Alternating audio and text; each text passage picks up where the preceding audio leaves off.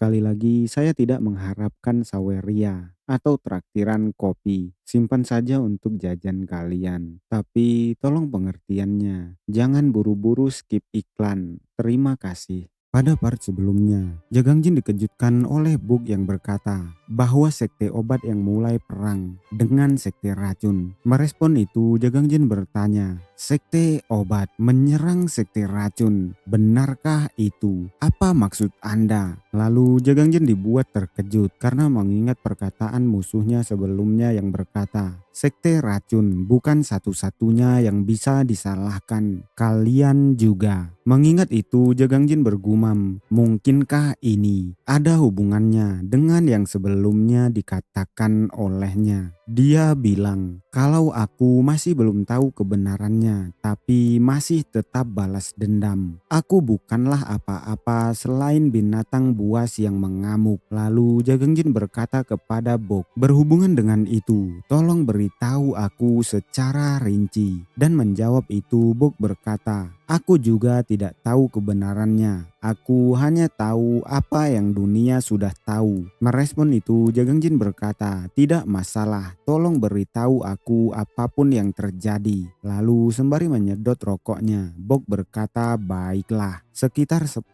tahun yang lalu, sekte obat menyerang sekte racun secara besar-besaran. Karena serangan yang tidak terduga, sekte racun tidak bisa melawan dan kewalahan. Jika tidak ada faktor yang terlibat, sekte racun akan benar-benar di posisi sekte obat sekarang. Faktor itu adalah ikut campurnya keluarga Tang di Sichuan dalam perang. Keluarga Tang menggunakan teknik rahasia mereka, racun dan kepemimpinannya yang kuat untuk membantu sekte racun. Selaku pihak yang kalah, mereka memberi sekte racun kemampuan untuk menyerang balik melawan sekte obat. Karena keluarga Tang membuat perbedaan yang jelas dalam perang ini, perang menjadi condong ke sekte racun. Sekte obat mulai jatuh satu persatu dan dimusnahkan oleh sekte racun. Sekte racun bergabung dengan aliansi. Setelah itu, tidak satupun pihak dari sekte obat yang ingin memiliki hubungan buruk dengan aliansi Murim. Sekte obat yang bertahan, tidak ada yang mencari bantuan, dan akhirnya menghadapi akhir mereka. Pada akhirnya semua orang hanya tahu alasan masuk akal yang dimiliki oleh sekte obat dan sekte racun. Tidak ada yang tahu apa yang terjadi sebenarnya. Mendengar itu, Jagang Jin bertanya, apa alasan masuk akalnya? Menjawab itu, Bok berkata, alasan sekte obat karena sekte racun membuat racun yang berbahaya. Dan alasan sekte racun yaitu karena sekte obat menyerang mereka terlebih dahulu. Tapi mereka adalah musuh satu sama lain. Jadi kebanyakan orang menganggap apa yang terjadi karena tekanan permusuhan mereka sudah meledak. Mendengar itu, Jagang Jin menundukkan kepalanya dan berkata, aku sudah berpikir kalau sekte obat adalah korban. Itulah kenapa aku sama sekali tidak ragu membalas dendam pada mereka.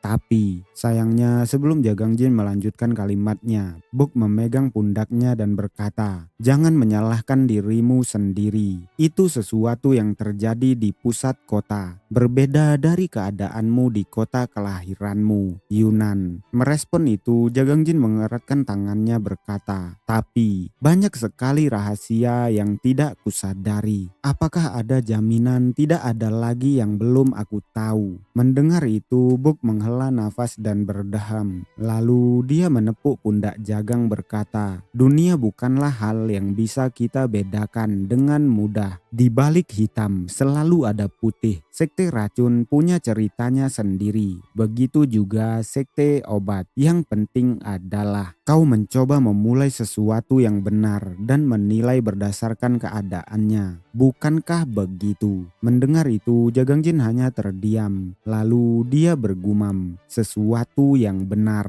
Dan pada malam harinya, Apa yang dibahas sebelumnya membuat Jagangjin kesulitan untuk tidur. Dia terus bergumam berkata, sekte obat yang menyerang terlebih dahulu. Karena itu, sekte racun yang menyerang balik menjadi dibenarkan. Kalau itu masalahnya, apa balas dendamku pada sekte racun dibenarkan? Sampai sekarang, aku hanya hidup untuk membalas dendam. Tapi, aku terus maju tanpa tahu apapun. Maka aku mungkin berakhir dengan berbuat kesalahan yang lebih besar. Tiba-tiba dia dibuat terkejut. Soso masuk ke dalam ruangannya. Setelah masuk, Soso menoleh dan tersenyum ke arah Jagangjin. Lalu Soso membantu Jagangjin untuk mengganti semua perbannya. Dan saat Soso sedang mengganti perban Jagang, Jagangjin memanggilnya Nona, membuat Soso menoleh ke arah Jagangjin. Dan Jagangjin berkata, kamu tidak perlu datang dan mengganti perbanku besok dan seterusnya. Jika kamu membawakan perbannya ke sini, aku bisa melakukannya sendiri. Tinggalkan saja makananku di depan pintu. Aku akan memakannya sendiri. Mendengar itu membuat Soso terdiam bertanya-tanya dalam benaknya. Lalu Jagangjin melanjutkan, ini tidak ada hubungannya denganmu. Itu karena Jagangjin mengingat perkataan Bok sebelumnya. Orang-orang yang memulai perang di pusat kota adalah sekte obat, bukan sekte racun. Lalu Jagangjin berkata kepada Soso, aku hanya sedikit tidak nyaman. Mendengar itu membuat Soso terkejut terdiam. Lalu Jagangjin juga terdiam. Dan Soso yang kebingungan meninggalkan ruangan Jagangjin. Meninggalkan Jagangjin yang hanya terduduk diam. Lalu pada esok harinya, di bawah pohon besar, Jagangjin bermeditasi, bersila dengan mata tertutup. Dan hal itu membuat aura biru keluar dari tubuhnya. Tidak hanya itu, urat-urat besar muncul di tangannya. Bahkan itu menjulur sampai ke wajahnya. Merasakan hal itu membuat Jagangjin berkeringat, mengeratkan giginya terengah. Lalu tiba-tiba tangan seorang wanita menyentuh pundaknya berkata, tenang. Bernafaslah perlahan dan biarkan energi internalmu menjadi tenang. Itu adalah gadis keadilan, dia melanjutkan. Seperti bagaimana ombak di laut menabrak bibir pantai. Mendengar itu Jagangjin menghela nafasnya dalam-dalam. Lalu gadis tak tergoyahkan berkata, bagus sekali. Sepertinya kamu sudah sedikit pulih dalam waktu 1 minggu. Tidak kusangka kamu sudah bisa mengendalikan energimu. Kamu punya kemampuan fisik yang luar biasa. Tapi jika Blood Berserk Heavenly ada di tengah energi yang beredar,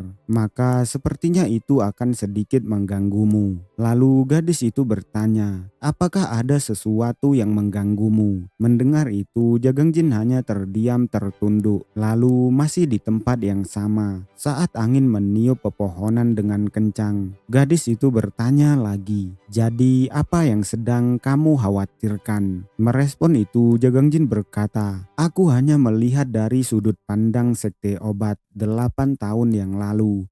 Tapi aku sudah menyadari berbagai macam hal yang terjadi membuat dunia berbeda dari yang kulihat dahulu. Aku tidak berpikir aku bisa membalaskan dendam dengan cara yang benar dalam keadaanku saat ini. Merespon itu gadis keadilan berkata, mengingat usiamu 20 tahun, kamu sudah punya banyak pengalaman tentang dunia ini. Tapi jika kamu sudah tahu apa yang terjadi, balas dendammu akan goyah. Jika itu terjadi, mungkin kamu akan dalam bahaya dan tergelincir. Mendengar itu membuat Jagangjin mengangguk dalam diam. Lalu berkata, meski begitu, aku pikir balas dendamku perlu dibenarkan dan ikhlas. Jika tidak, keinginan terakhir dari lembah 100 bunga putih dan sekte obat akan menyimpang. Mendengar itu, gadis keadilan menopang dagunya dengan kipas dan berkata, aku mengerti. Lalu gadis itu berdiri dan melanjutkan, aku menyebutkan sesuatu yang sama denganmu sebelumnya. Kalau kamu harus melihat dunia sesuai dengan apa yang kamu alami daripada hanya menilai dengan prasangka. Itu juga berlaku untuk keadilan sekarang ini. Lalu gadis keadilan berkata,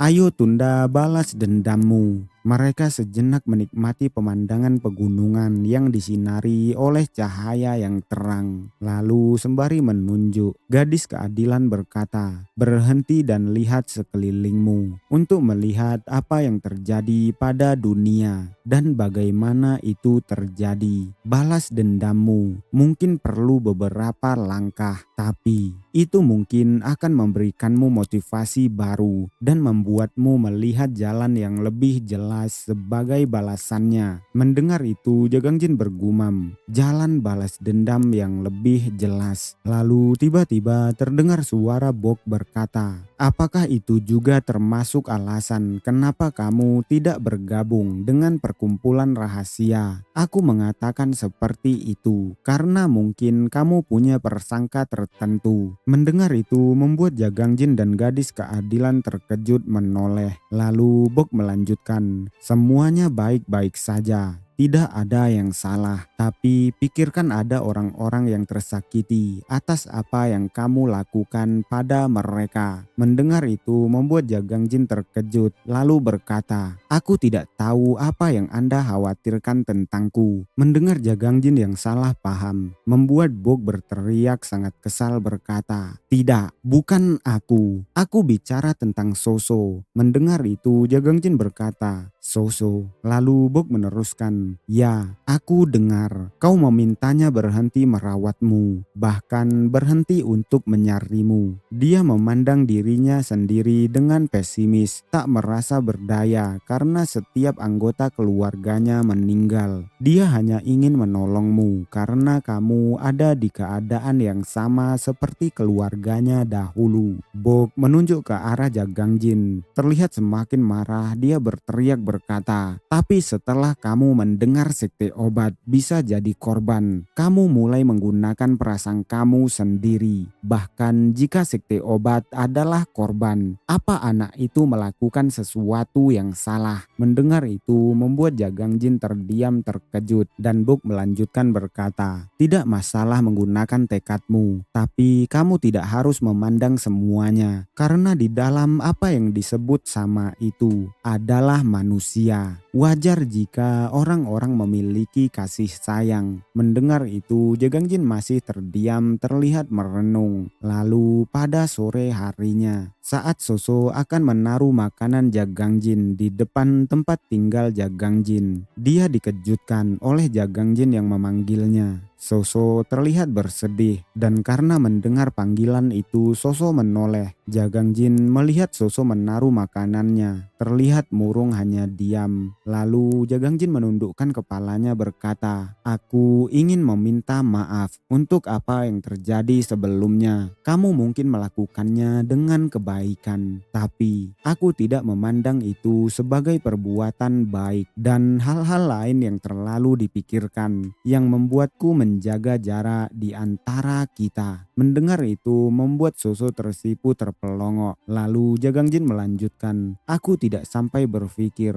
kalau kamu akan tersakiti atas yang sudah kukatakan. Aku meminta maaf." Jagangjin menyatukan kedua tangannya dan melanjutkan, "Aku sekarang terlalu terobsesi sampai aku tidak bisa melihat apa yang terjadi di sekitarku. Kebaikan orang lain adalah hal yang tidak biasa dan aneh bagiku. Kamu bisa menyebut itu kelemahanku." Tapi sayangnya sebelum Jagangjin menyelesaikan kalimatnya, dia terhenti oleh Soso yang memegang tangannya, membuat Jagangjin terkejut. Soso tersenyum sangat lebar saat memegang tangan Jagangjin. Melihat itu membuat Jagangjin terkejut memandangi Soso. Lalu Jagangjin menundukkan kepalanya tersenyum. Dan pada malam harinya di tempat lain, di Klantang, seseorang berkata, "Penasehat Mangryo itu adalah tabib sebelumnya." Dia mengejar Mangryo berkata, "Dari mana saja Anda? Saya sudah bilang, orang luar tidak boleh berkeliaran di tempat seperti seperti ini. Merespon itu dengan santai, Manggrio berkata, "Jangan khawatir,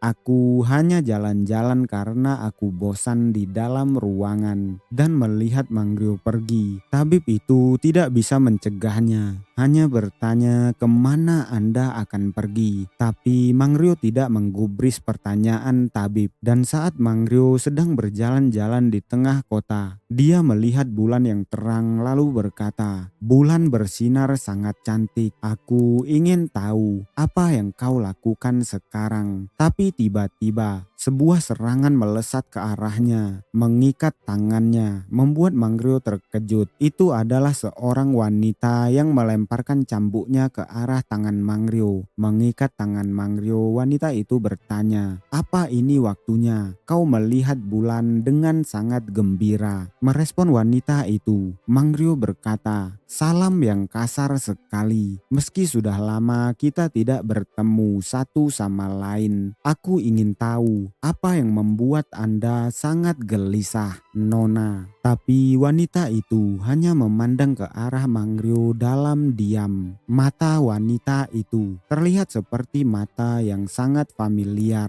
Lalu wanita itu berkata, "Aku ingin tahu kenapa Anda merasa sangat gelisah. Aku yakin sudah bilang padamu untuk melakukan hal-hal seperti itu agar tidak akan ada kemungkinan masalah di masa depan. Tapi melihat situasi saat ini, apa yang terjadi sampai sekarang, Valiant Phoenix, keluarga klan Jegal, bahkan Silent Dragon hilang ke orang yang sama. Sangat menyedihkan." Penasehat Manggrio tidak bisa meramalkannya, jadi tidak terkendali sejauh ini. Sedangkan Manggrio hanya terdiam, tangannya gemetar menahan cambuk yang dilemparkan oleh wanita itu. Lalu wanita itu melanjutkan, "Sepertinya aku harus membunuhmu setelah semua ini." Lalu wanita itu bergumam berkata, "Dia adalah orang yang selamat dari daerah terpencil di Yunan, jauh di lubuk hatiku. Aku bisa merasa dia orang yang berbeda." Wanita itu adalah wanita bercadar yang datang ke Yunan sebelumnya. Lalu dia melanjutkan gumamannya berkata, "Orang itu adalah masalah. Kalau dibiarkan, dia pasti akan menghalangi jalan kita, seperti dia bilang." Lalu wanita itu mengeratkan giginya dan berkata, "Bahkan sekarang dunia menyebutnya Venom Dragon." Mendengar itu Manggrio tertawa lalu berkata, "Venom Dragon, julukan itu sangat pantas untuknya. Tapi semua ini terjadi sesuai dugaanku." Mendengar itu membuat wanita itu terkejut dan berteriak bertanya, "Kau menduga semua ini? Bukankah kau juga mengatakan hal yang sama di sekte lembah beracun?" Merespon itu, Manggrio melepaskan cambuk wanita itu lalu tersenyum dan berkata, "Lihat gambaran besarnya, Nona Tangharan. Bocah itu memiliki banyak potensi yang belum dimanfaatkan. Kalau kita bisa menggunakannya, itu akan membawa keuntungan untuk keluargamu. Saat ada api baru dimulai, mencoba memadamkannya itu tidaklah buruk. Para ahli akan memikirkan tanaman yang ditanam di luar tempat api berada.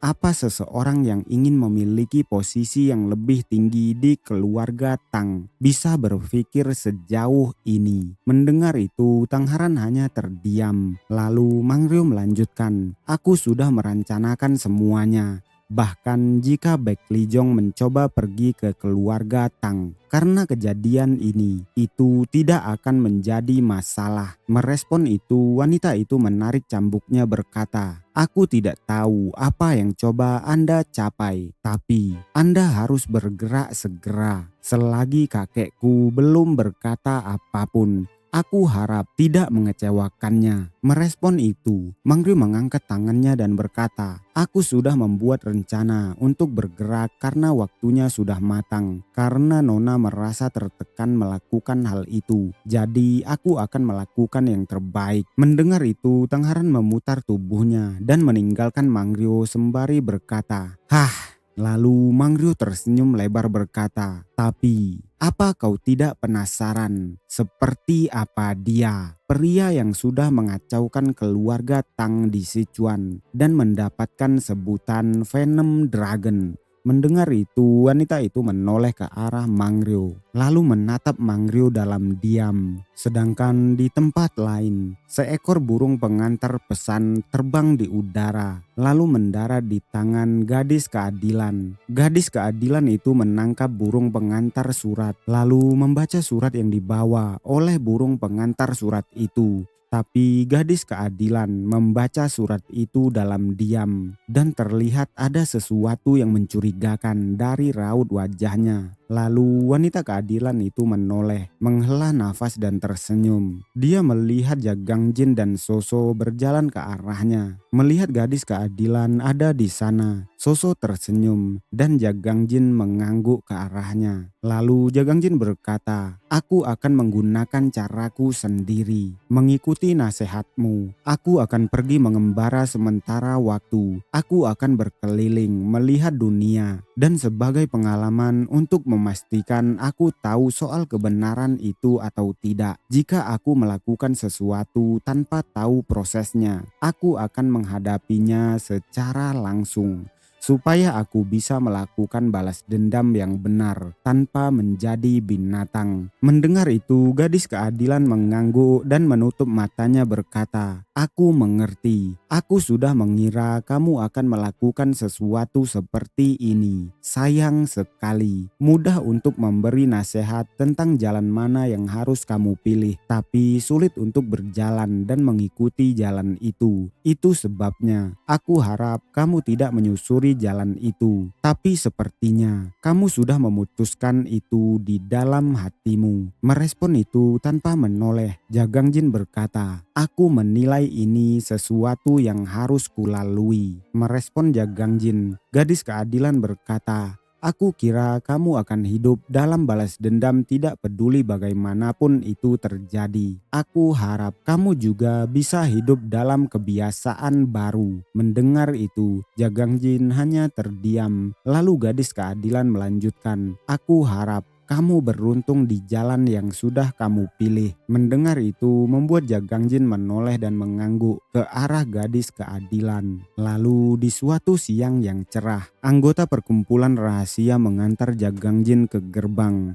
Jagangjin terlihat sudah siap untuk meninggalkan tempat itu. Lalu gadis keadilan berkata, "Kami ucapkan selamat tinggal." Dan Bok menghela nafas sembari menggaruk leher belakangnya berkata, "Ah, kamu keras kepala sekali seperti banteng. Kami mencoba mengubah pikiranmu, tapi tidak berhasil. Meski aku sudah tahu sikap ini saat kita bertemu di desa Nanji." Merespon itu, Jagangjin tersenyum berkata, "Mungkin waktu kita tidak banyak, tapi aku belajar banyak dari pejuang Bok. Aku belajar banyak hal yang tidak bisa ku pelajari saat di dalam tambang." Dia mengingat hari-hari sebelumnya. Bok terlihat frustasi berkata, "Kamu bertarung dengan sangat baik. Tapi kenapa kamu tidak mengerti dasar seni bela diri?" Jagangjin berterima kasih karena sudah dengan sabar mengajarinya selama ini. Mendengar itu seolah tidak peduli. Seperti seorang tsundere, Bok memalingkan wajahnya berkata, "Itu karena aku pikir kamu akan bergabung ke perkumpulan rahasia. Seandainya aku tahu kamu akan meninggalkan kami." Tapi sebelum dia menyelesaikan kalimatnya, gadis keadilan berkata, "Jangan pedulikan apa yang dia katakan. Dia sebenarnya orang yang penuh kasih sayang,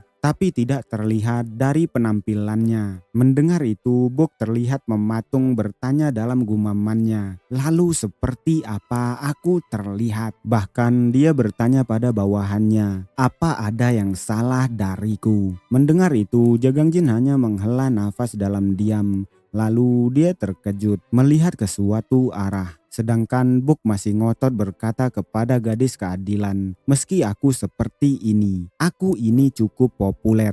Hal itu membuat gadis keadilan kesal. Sedangkan Soso terlihat tersipu bersembunyi di belakang gadis keadilan. Lalu Soso mengambil sesuatu di belakangnya dan memberikannya kepada Jagangjin, membuat Jagangjin terkejut bertanya, "Apa ini?" Sedangkan Bok masih mengeluh berkata, "Aku tampan di hatiku." Dan gadis keadilan mengabaikannya. Melihat ke arah Soso berkata, "Pil pemulih sirkulasi. Aku dengar itu dibuat dengan teknik rahasia sekte obat dan punya efek yang luar biasa untuk mengatur energi dan sirkulasi darah." Gadis keadilan memegang kepala Soso dan melanjutkan, "Dia menghabiskan tiap malam untuk melakukan sesuatu. Ternyata ini yang dia buat. Seperti dia ingin memberikan ini padamu sebelum kamu pergi." Mendengar itu Jagangjin tersenyum. Lalu dia mengambil obat yang diberikan Soso, membuat Soso terkejut. Jagangjin berkata, "Terima kasih. Aku harap suatu hari nanti kita bisa segera jalan-jalan bersama." Mendengar itu membuat Soso tersipu. Bahkan Bok dan gadis keadilan yang melihat Soso tersenyum karenanya. Setelah menerima pil itu, Jagangjin menyatukan kedua tangannya, menundukkan kepalanya dan berterima kasih kepada semuanya. Melihat Jagangjin yang pergi, Bok berteriak berkata, "Tetap sehat."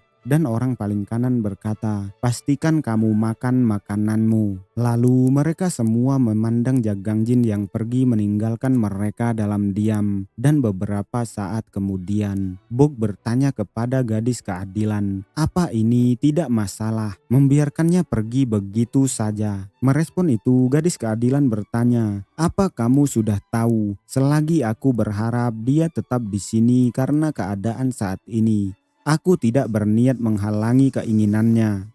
Dia pria yang berani. Aku penasaran jalan dan pilihan seperti apa yang dia pilih." Mendengar itu membuat Bok bertanya, "Apa yang akan kita lakukan? Apakah Anda akan mengabaikan surat yang kita terima?" Mendengar itu gadis keadilan membuka suratnya kembali dalam diam. Isi surat itu adalah, "Waktu yang dijanjikan sudah dekat. Lokasinya ada di Gunung Lauzai, Guangxi. Aku akan membawa Silent Dragon bersamaku. Kamu juga harus membawa orang yang seharusnya kau bawa." Setelah membaca itu, gadis keadilan berkata, "Tidak, aku tidak bisa mengabaikannya setelah sampai sejauh ini." Mendengar itu membuat Bok berteriak bertanya, "Apa maksudmu? Itu sangat berbahaya. Kalau dia mengatur jebakan, aku memang tidak yakin bahwa ini jebakan. Tapi tolong pertimbangkan kembali keputusan Anda." Mendengar itu gadis keadilan berkata, "Ini tidak berbeda dari situasi di desa Nanji.